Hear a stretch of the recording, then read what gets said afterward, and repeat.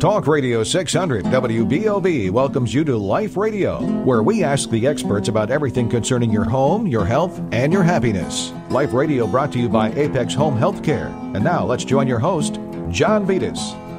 Well, good morning, everybody, and welcome to Life Radio. Glad to have you here this morning on a beautiful Saturday. The out-the-door weather report looks good. It's clear, a little bit cold. I think it's supposed to get a little bit warmer tomorrow. This is also, guys, listen up, this is also Valentine's Day weekend. I hope you have your proverbial stuff together. The doghouse could be very cold. And here's the old rule that I've had. If you didn't get roses, guess what? Now you got to go to the jewelry store. So, hey, you did it. So make sure you tell your loved one just how much you love her or him this weekend.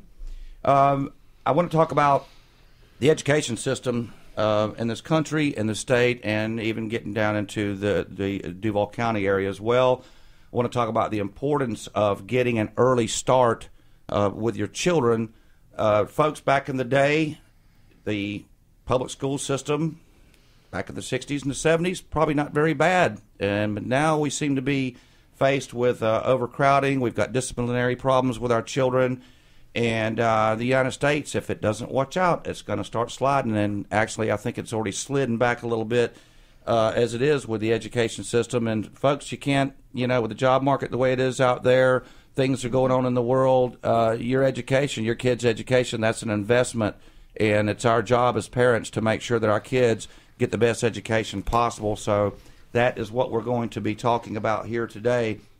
I want to welcome Lorrie and Thomas Blitch. They are from the Magellan Academies school here in Jacksonville. And they're going to tell us a lot about their school, but we're also going to talk a good bit about the education system, where it is and where we think it's going. I've got some stats here that when I downloaded them last night, they were kind of upsetting, and this has to do with a lot of the schools once our kids get up into the middle school and the high school area, but it also is a distinct reflection, in my opinion, on the importance of getting our kids educated and getting them educated early. According to the Human Services Council in Jacksonville, in 2006, approximately 9,000 kindergartners were screened for readiness. 30% of those, which is 3,240 kids, were not ready, according to the initial sound recognition results on a project they called DIBELS, which basically what they do is they'll show a child an image, and then they'll ask, what is that word? And then they'll even go into the point of saying, well, what does that word sound like, and so forth. And this is the early stages of finding out just how much our children know. Also, in 2006-2007 school year, Florida had only a 72% graduation rate. A few years before that, it was like at 69%, which put Florida the worst in the country. In 2006 through 2007, the dropout rates in Duval County alone were 5.2%. Students in the 4th and 10th grades last year and the FCAT did not perform as well as expected either. There was an actual 3% drop from the year prior. So, folks, we've got some problems here with our kids' education, and I'm telling you, it starts with us as parents. Once again, I want to remind everybody, it's our responsibility to prepare our children for school. And it's, the teaching process starts really early. I mean, you think about it. At 1 year old, we're trying to work on them for some sound, and 2, we're getting them to talk. And obviously at the terrible 2s, they're learning the word no after we clear the tables off. So Tom and Lorrie here, they founded the Magellan School back in 1999. And everything I've learned about this school, I hate to say it this bluntly, but it's a no-brainer, folks. These guys really do their job. They're serious about what they do, and I'm glad to have you guys here. Thanks for showing up here today. Thanks. Good morning, John. Now, let me ask you, and we'll kind of bounce back and forth between you, Tom, and your wife, Lorrie. How did you guys get into this business to begin with? Well, John, when I was active duty Navy for quite a few years, and as a matter of fact, Lorrie and I met in Pensacola, Florida, where I was undergoing flight training, and Lorrie was stationed there as a nurse corps officer. And we subsequently got married and bounced around the country at various duty stations. And ended up here in Florida, and we were coming up for active duty orders again, and we looked at each other and said, do we really want to go on to Norfolk or back to San Diego or something like that, or do we want to stay here in Jacksonville? And we had really grown fond of Jacksonville, and this was pre-Jaguars time, and so it was a Right. pretty well kept secret, and we decided to make this our home, our permanent home, and we both got off active duty and separated into the reserves, and then but while I was still on active duty, I had done some research and looked into different career paths. I had a business degree and tried to figure out what I wanted to do post-military. And I heard that accounting was a good field to go into, and I had some classes in accounting. And so after I got off active duty, I went and worked for a CPA for a little while, and that was okay work for me. But the thing that I didn't like about that was that it's basically you pull down the box off the shelf and you do a little work for a company, you put the box back up, you pull down the other box, do some more work for another company. There's no continuity, there are no management decisions. It was basically doing the book work. And you were like a machine. Exactly, right. Yeah, automatron. And so we did that for a while, but picked up some good skills, and then ended up moving on to another company, and I was the controller for a construction company, and learned a lot there too, how a construction company works. But then that wasn't quite for me either, and I picked up another job as controller of a large child care company in Jacksonville here, and worked for them for a number of years, and eventually became disillusioned in that position. And it's a similar story to a lot of people who start their own business. They work for somebody else for a while and then figure out ways that they can do it better. And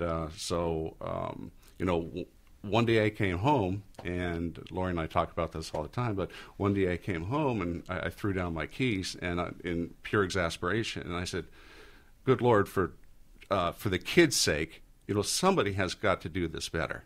And at that time, really, the child care industry since then has evolved into something that's much different than it was back then. And so really the Magellan concept was born that night. And she says, do you really want to do this? How are we going to do this? And it's to do it right takes a lot of money and a lot of resources and things like that. So we started the concept that night, and it really born out of frustration. Well, sometimes that's a good driver, especially me being an Irish guy. That's what motivates me in a lot of situations.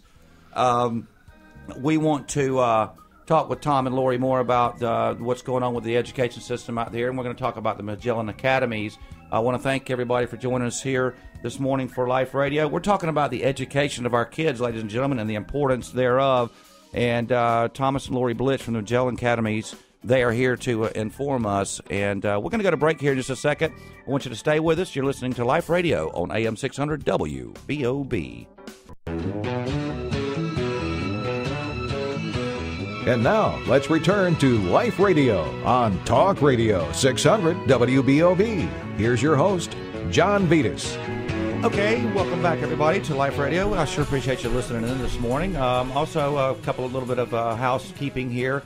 I opened up a Facebook page for Life Radio, so if you're on Facebook, you might want to search Life Radio on AM 600 and be a friend and all that stuff. I'll try to keep you up to post on it. We have a lot of interesting guests on. We've had the Mayo Clinic, the people from the Florida Radiation Oncology Group. We've had children's psychologists on, so a lot of good information out there to be had. And today, speaking of good information, we've got Lorrie and Thomas Blitch from the Magellan Academies here in Jacksonville with us.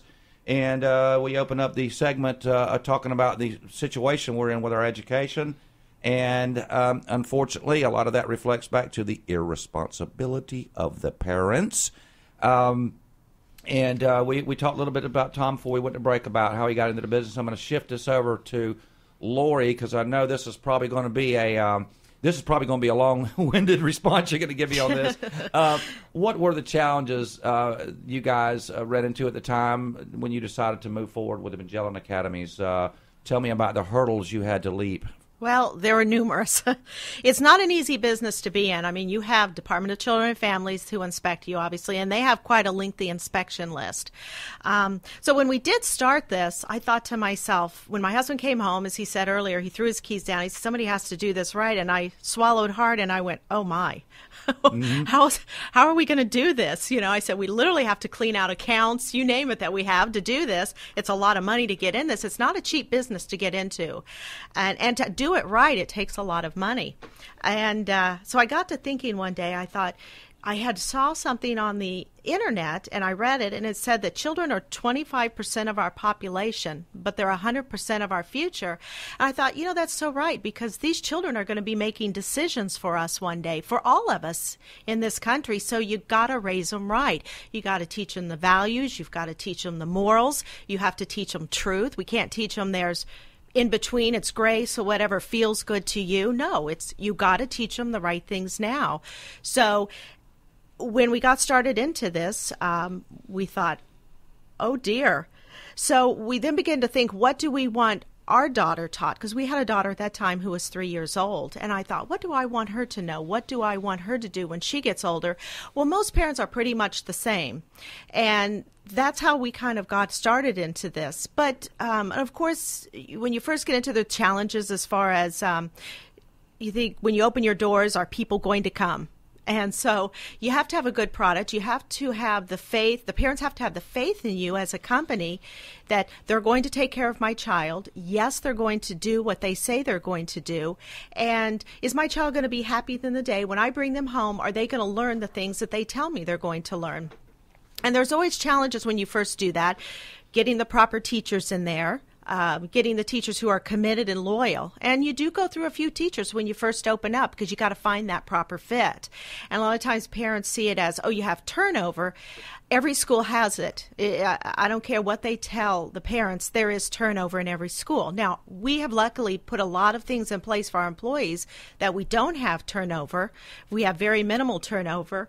But at the same time, we have very committed, loyal teachers. Extremely committed, loyal teachers. Well, and also what we've built into our system, too, is a series of incentive programs. You know, you can have rules and laws where you mandate performance, but then you can have a series of incentives where you encourage performance. And that's what we've built into our system from the very beginning is our very incentives. For example, one of the problems with the child care system and how they treat their employees, it's very nebulous what a child care teacher makes. And a lot of times it's based on popularity of the teacher with upper management. What we've done is that we've put together a what we call a rate card, and it has various line items on there for different qualifications and education and things like that. Mm-hmm. And they get a base hourly rate, but every qualification that they get a certain amount per hour. You know, and Laura can speak as far as the specifics of that are concerned. But let's say for CPR first aid training, they get if they stay current, they get how much is that? 25 cents an hour? 50 cents. 50 cents an hour. Right. And so what this has resulted in is that the state requires one person per center to be CPR first aid qualified. Every single employee at Magellan is CPR first aid qualified, and and we achieve a lot of this stuff through incentives instead of beating them over the head with a bat. Right. So we do a lot for our employees as far as quarterly training. So we get them trained up. And that's the key right there, is to having an employee who really wants to educate. And it's got to come from the heart. It can't be, well, I'm here just to collect a paycheck every week from Magellan and then move on. But it's really got to come from the heart to really want to educate them. And what's interesting to me, I had a lady come in who was just a visitor the other day at our school. She talked to me afterwards. She happened to see me, and she goes, I've never seen a place so professionally run in my life. It's not overrun with screaming children, etc. She goes, it seems to be well structured, and the children seem to really know what they're doing, and the teachers are quiet. I didn't hear any yelling and screaming. And she said, so that's a real positive thing. And I said, it really is, really is. But we're really committed to educating these children. Our scores are pretty high when they test every year when they graduate from our kindergarten prep program, which is in the state of Florida, the VPK program. Okay. We call it Kinder Prep. And when our students graduate from our program, They go on to kindergarten. In the state of Florida, on all public schools, they're tested. Private schools can participate if they choose. A lot of them do. Those scores come back through us through the Early Learning Coalition. Then they're put up on the internet where parents can view those scores. Our scores are anywhere from about 92 to 94%. So we're consistently high. We do extremely well. We don't have the huge bureaucracy over us telling us what we can and can't do. So in other words, we don't have people playing in our pond, which is the key there to the success. So what you're telling me, if I'm understanding correctly, Lorrie, is you guys are transparent, and it really, when you use the word transparent, you actually mean it. Absolutely. Unlike some things we have seen out there, and I'm not going to say too much more about that. Now, you were talking about your teachers, and, you know, every garden that we grow, there's going to be weeds, and so you've got to be able to weed them out. And I think it's very impressive that you guys are offering incentives to them. And, you know, that's really, you know, we were talking about spoiled Americans. It sounds to me like your teachers are more than happy to come to work because they know they've got employees that not only are great to work for, they're doing something that they love to do, but there's also incentive there as well. And I think that's what, in a lot of cases, is happening here with our country is, you know, why should I go to work and work hard when all I got to do is just go on unemployment? And heck, they just extended unemployment. How nice. And then I understand there's 5% coming back to employers because of the extension and the fact that Florida ran out of money. And it's, you know, why would I want to go into my kitchen and cook my own breakfast when somebody else will just do it for me? And it's just, we're just kind of getting spoiled, I guess you could say. So kudos to you guys for the way you run your company over there at Magellan. Now, I want to ask you, I think I know the importance of this, but I want to hear it from you guys. Why is a solid foundation early on for children so important?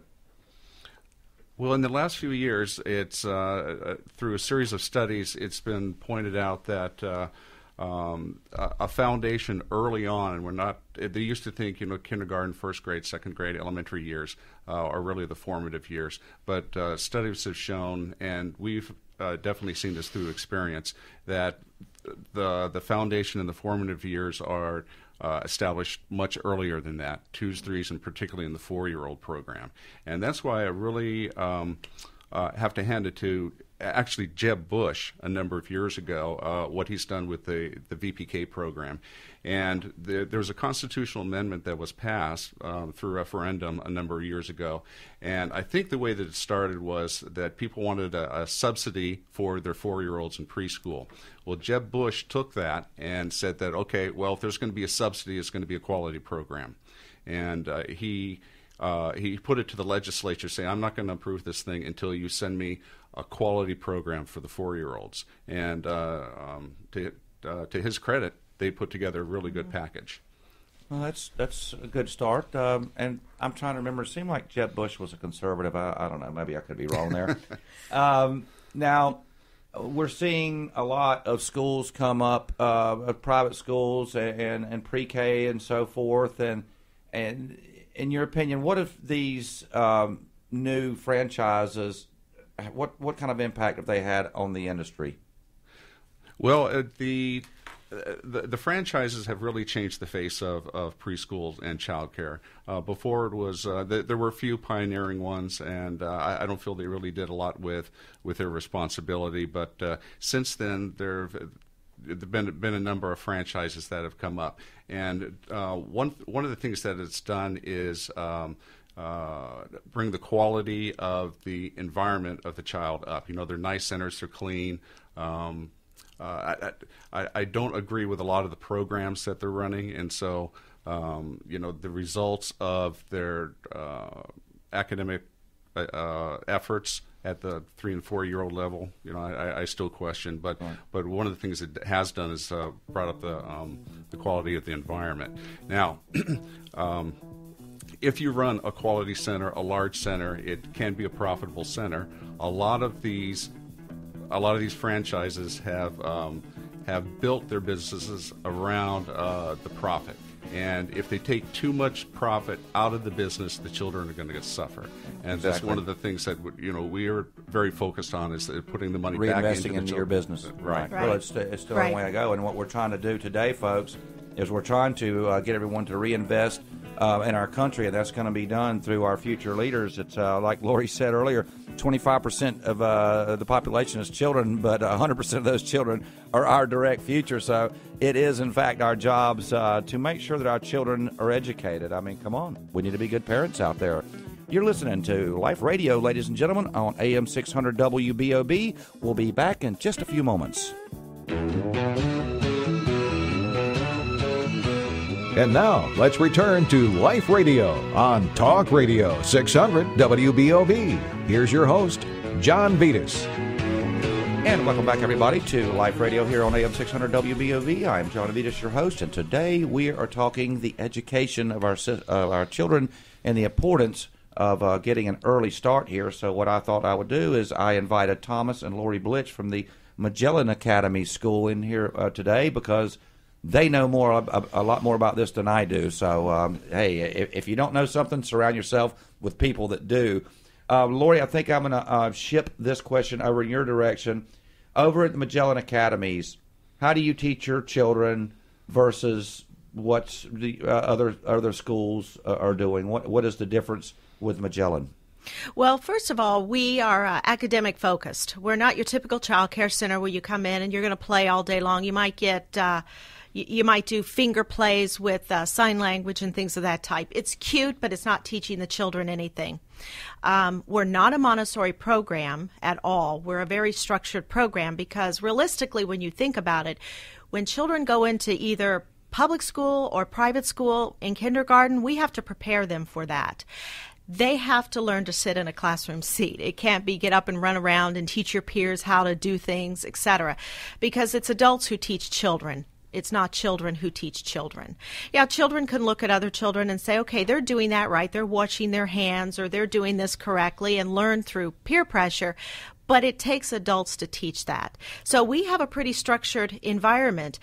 We have the curriculum set out where we know what the infants are doing for their sign language. We know what we're doing for toddlers, for K2, K3, K4, and for our kinder prep. So it's all the same. There might be some little added things that are coming in there, teaching them, but as far as the results are the same. We want to see improvement. One thing that helps us out, too, as Magellan, is we don't have a huge bureaucracy, because whenever government gets to playing in your pond, you're going to get a disaster, right, as what we've seen. And so that's why the private schools do so well. You don't have a major bureaucracy sitting over your head telling you can do this, you can do that. You don't have everybody saying, hey, I want this, I want that. And then now all of a sudden you've got 100 heads on a shoulder. Now you got a monster. So ours is very results oriented. So when we test our students, especially in our kinder prep, and I see that the scores aren't as good as they were the year before, I start looking, okay, what are we doing? What do we need to look at the curriculum a little more closely? And we will do that. So our program is very structured. We lay it out exactly what the children need to know. We have objectives. We target them. We go for them. And we make no apologies for what we do. We even teach our students parts of the Constitution as far as our VPK, because you have to teach children about freedom. They have to know about it. Otherwise, if you don't teach them now, you're going to lose it later on in your life. Yes, sorry, go ahead, Tom. Yeah, John, in the age groups, kindergarten through 12, you have organizations like the NEA influencing greatly what is taught in the classrooms. And what's the NEA? National Education Association. Yeah. And that's part of the problem, I believe, with elementary through secondary education is the NEA. But on the child development side, the early childhood development side that we're involved in, there's another organization called NACI. And they started off as an association putting together thoughts and studies and probably had the best of intentions quite a while ago, but they have been embraced by the federal government and really are now just completely in bed with the feds, and it's filtered down to a lot of the states, and Florida is starting to be influenced more and more by NACI, and NACI is filled with a bunch of PhD education people, and they do study after study, and it's incumbent upon them to come up with new and innovative ways of teaching young children. A lot of them, I think, violates the common sense principle. And particularly after being in business as long as we have, we know what works and what doesn't work. If you go, our competition, if you go to one center or the other, follow pretty much by NACI guidelines. If you go into a Magellan center, the first thing that impacts parents is, wow, this is not like everybody else. And we have some of the canned curriculums that have been proven over the years, but we develop programs ourselves too. And one of the most recent ones is our manners and etiquette modules that we teach to the 4-year-olds, and where they're taught, please and thank you and table manners, and it's all in a very regimented program. And these kids are like sponges. They love this stuff. And we can see them even when they talk amongst themselves, how they practice their etiquette and their manners. And that's absolutely great, because the old yes sir, no ma'am thing is just about to go under. Something I raised my son on very quickly is that would be a ma'am and that would be a sir, and that's the way that is. And yes, please does carry some weight around here. And speaking of my son, John Michael, it's his 19th birthday. He celebrated Thursday, so happy birthday, little fella. Yeah, I still love you. That should embarrass you. Tom, I've got I'm going to have to probably cut you short on this because I know this is going to be long-winded, but I want you to give the audience an abbreviated, if you will, explanation of the whole school voucher program. What's a voucher? What was all the dust that was arisen by it, and what's your opinion on school vouchers? Well, I can give you my opinion from my perspective as being a private school, and we have operated kindergarten through 4th grade at some point in the past. I'll be honest with you, what we get a lot of times when we approach parents, our 4-year-old parents that their children's about to go into the kindergarten, and ask them if they'd like to start with us into a kindergarten program, we basically get the answer, oh, we can't afford it and things like that, although they may be driving a new car and they have been paying 4-year-old rates. So we know that they can afford it because they've been paying it. Right. And then we offer them kindergarten rates that are at or below what they've been paying for kindergarten, well below private school market rates, and yet they still opt for the public school, and frankly, I think because it's free. And even though the quality is substandard compared to a private school program like ours. Now, the way of getting around that is to have a voucher program. And I'll tell you, John, I can guarantee that I can educate better a kindergarten than the public schools can for half the price that the state is paying. So to me, that's a win-win situation, and I don't know, other than political reasons, why anybody would be against vouchers. I see.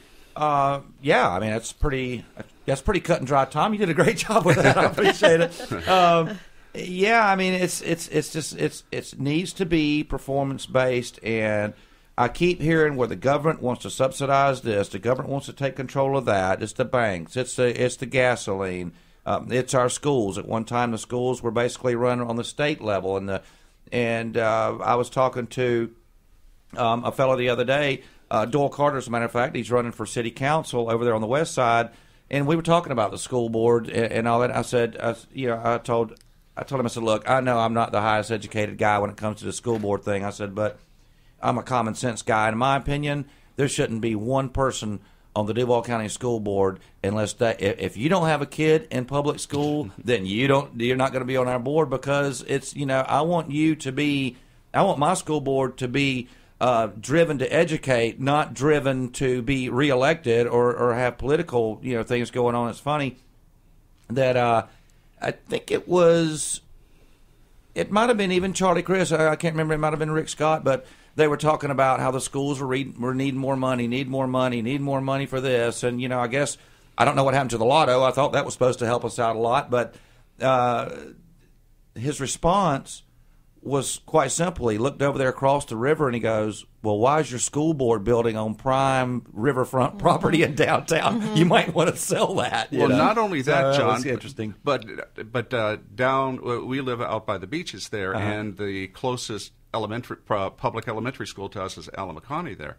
And when they were building that a number of years ago, I'm thinking, holy cow, is Donald Trump building a casino here? I mean, it's compared to what, now I was raised in San Diego, and my elementary school, and I've seen Lorrie's elementary school where she went to school in Kansas City, and they are modest buildings, single-story buildings, and on, not a huge plot of land. And somehow, some way, we got educated, right? Why are they building these palaces? And, the land acquisition must be enormous. Oh, I know. What about that school in California they built? In California, obviously, is about belly up, and that was a gazillion-dollar school. That was a palace. It was nicer than some colleges, it appeared to me. So, it kills me. I think it all boils down to one simple thing. Well, when you let the government grab the reins, look out. Here we go. I want to say one more thing about my proposed voucher system, though, is that I normally when you get government money, there's a lot of strings attached, okay?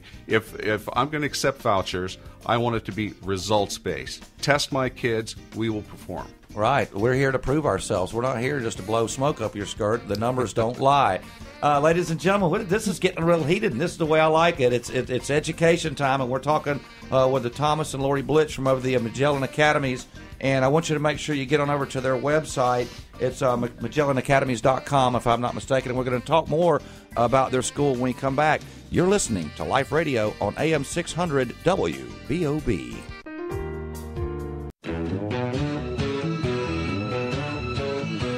And now, let's return to Life Radio on Talk Radio 600 WBOB. Here's your host, John Vitas. And welcome back, ladies and gentlemen, to Talk Radio 600. You're listening to the Saturday morning edition of Life Radio. I'm John Vitas, your host, and I want to thank you all for showing up. And I want to remind you guys out there one more time, it is Valentine's Day weekend. Don't forget, it's still a little bit cold at night, and it's probably even colder in Fido's doghouse out there, so don't forget. Okay, we're here with the folks here with the Magellan Academies, ladies and gentlemen. We've got Lorrie and Thomas Blitch here, and one of the things I want to compliment you to, because you are obviously driven to make sure that you do your job well, and you surround yourself with people who share that same motivation, and that is the core of what it takes to make a successful business, and I really commend you two for that. Now, we were talking about a teacher turnover a little bit earlier, and I think I skipped over a question here, but this is just really kind of stuck out with me. I want to make sure I cover this. Tom harped on it as well as Lorrie, and I just want to throw a percentage rate out there, 30% turnover rate in daycare, so that's high. Also, one of the biggest problems in schools today is overcrowding, and if you have one teacher trying to teach 35, 40 kids in one classroom, and those kids have not been taught like they're supposed to in terms of their social skills by their parents, that is probably one of the biggest reasons for turnover. And so, once again, while I'm commending Lorrie and Tom, I want to commend you for that, because it sounds to me like you have given your teachers a fabulous environment in which to work in. You take care of them well on their paychecks, and you also give them plenty of opportunity to make some extra money based on their performance. Now, I want to talk a little bit about children's health. How do you guys address that when you have a child that's either special needs or something of that nature coming to the Magellan Academy? Well, the one thing that the Magellan does that I think is a great thing is we have school nurses on staff. Our school nurses are tasked with being health, sanitation, and safety. One thing that they're required to do is make rounds frequently in those classrooms. And if a child looks sick or there's something wrong with them, they bring them to the front in the nurse's office and they do an assessment on them. Now, obviously, you just don't send a child home because maybe they've got some, their nose is runny and things of that type. You kind of go through an algorithm and you say, okay, this is going on, that's going on. And so not everything is an excluder into childcare. But the other thing that we also do is if we have a child with a special needs, they do come in and speak with the school nurse. Let's say, for instance, a child who may be very mildly autistic, right. Then they sit down, speak with the school nurse and also the director because it can be a learning issue as well. And they speak with both of them, and then we kind of formulate a plan, speak with the teacher as far as what they need to know to be successful with this student. The other thing that, say, for instance, you might have a child who comes in, has a history of febrile seizures, etc. And we sit down and we tell the teachers, this is something you need to be concerned about, so you need to watch this child. You know each child's personality. You know when they're not feeling well that day. They obviously exhibit, maybe they're sleepy, they're cranky, they just want to lay down, they want to be by themselves. That kind of keys you up there to, hey, there's something wrong here. You go over there, feel their back, feel their forehead. They feel a little warm. You notify the school nurse immediately. I think it should be mentioned that, and this is very important because Lorrie heads up, in addition to human resources, but the health, safety, and sanitation department. Lorrie's been a registered nurse for 29 years now, and she's currently undergoing her master's degree program in nurse practitioner with a pediatric specialty, and that feeds right into the administration of her department there.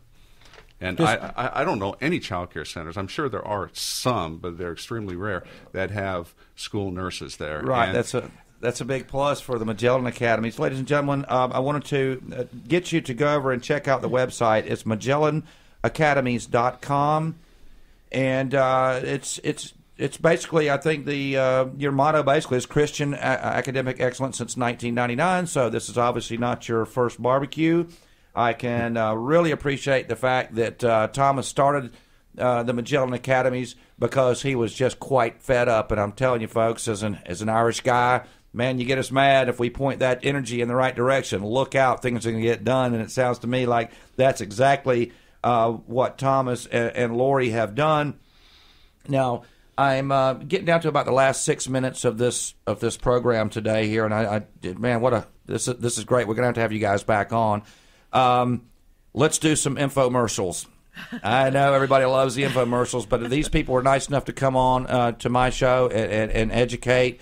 I want to give you some time to tell us about why I want to take my child to Magellan as opposed to another private school and or public school. Let's sell something. Okay, absolutely. Like I said, our website is MagellanAcademies.com. We do a lot with the students. As we had just said during your radio show, we're a very structured environment. We teach the children values. We teach them etiquette. We teach them manners, something that's kind of lacking today in our society, manners. I think I was at the grocery store the other day, and I couldn't believe it. Some girl walks in with her pajamas on and bare feet. Nice. I was absolutely shocked. And I thought, this is a product of upbringing. This is a complete product of upbringing. And so these are the things that we want to teach our children. We also want to teach them early on the value of our Constitution, which has been kind of missing in a lot of our educational processes over the years. And teaching children that you have to defend your freedoms, and I want to open their eyes up more to our Constitution. There's a great website out there with Janine Turner, who's an actress, and I use her website frequently, Constituting America, and I use it frequently. She has a lot of great ideas on educating children on the U.S. Constitution. So I think that combined with that, with conservative values and principles, it's given these children quite a head start. And I have parents who come back 3-4 years later, or even 10 years later. I have a lady I spoke with the other day on the phone. She had her child at our school 8 years ago. And she says, it was so wonderful, and my child's doing so well because of you guys. I referred my friend, and her friend had enrolled in our kindergarten prep program. So combined with the structures, the value, the character teaching, and plus the fact that we don't have government playing in our pond, which is a big plus, right. We do extremely well with our students. Well, even our reading and writing program, when we stick to the phonics program and to the basic mathematic principles that we learned with and that are proven, These children go on to kindergarten and first grade, and we hear feedback all the time that the elementary schools say, "Oh, it's a Magellan child. We know they're going to hit the decks running." That's good to hear. And they do. There are children in the first grade and even in the second grade that really have trouble reading because they weren't Magellan children, first of all, and they're taught the public school system way of learning this, and they can't read. We've got, and this isn't a guarantee that every child does, but most of the children that come out of the Magellan program have particularly been with us for, the 2, 3, and 4-year-old program. They're reading on a first grade level when they get out of our school, and if you teach it right, they will learn. Yeah, like I said, if you can train a porpoise in SeaWorld to play basketball, you can teach children. And, Lori, you just knocked the ball out of the park. But you know what? I want to say our teachers and our management are awesome. My school nurses are awesome. I couldn't do it without them. They are just the cream of the crop. I love them to death, and I think the world of them. So they're where the rubber meets the road. That's what I'm talking about, and it's all performance-based, something that seems to be getting lost here these days in this country. So let me understand, when someone leaves Magellan after the, let's just say the kindergarten side, so they're going to go to the first grade, I guess, after at that point. We only go through 4-year-olds. We only go through. Yeah. So you guys, I mean, when they leave, they're ABC'd, they're doing some basic reading, they're doing some addition and subtraction, the whole bit, preparations, everything. Yeah. I tell you, that's great. Well, how many Magellan Academies are there in Jacksonville, and what are you guys' plans for the future? Well, before I get into that, John, I want to say that our students are tested. They're tested in the fall and in the spring. And we look at those scores, and that includes reading 3 to 4 word sentences, etc., and sounding them out, phonics, recognizing letters and numbers. But we do have 2 schools here in Northeast Florida, 2 of some of the largest schools. We have about 450 students. We partner with a company in New Delhi, India, which we have a school over there, 600 students. And our 2 schools are, one is in Deerwood Park, and the other one is we call it Durban Crossing. It's the intersection of Old St. Augustine Road and Phillips Highway. All right, folks, we are here with Lorrie and Thomas Blitch. They are from the Magellan Academies, and I urge you to go to MagellanAcademies.com. Let's take care of our kids. It's our responsibility, darn it. Hey, I want to thank you all for listening. I want to thank you, Tom and Lorrie, for showing up with us, and thank you for all you do over at Magellan Academies. Ladies and gentlemen, this is going to be wrap-up time for Life Radio. I want to thank you so much for listening in today, and I hope we all learned something as parents.